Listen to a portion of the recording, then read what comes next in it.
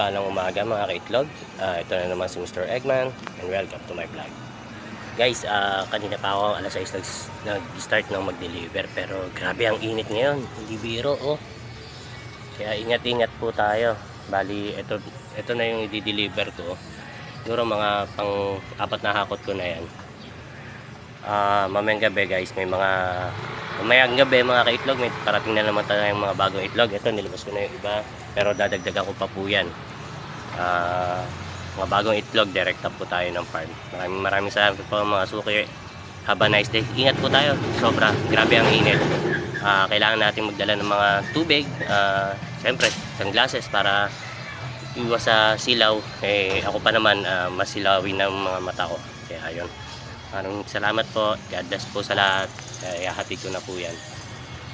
Sige po mga kaitlog. Thank you po. Mr. Eggman po pala ulit.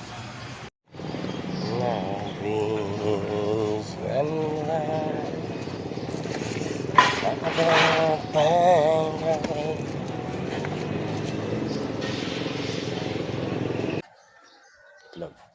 Dito sa sukoy natin. Tagin na natin yung sukoy natin ha. Okay. Magkano? Apat? Oo. 170 minus 4.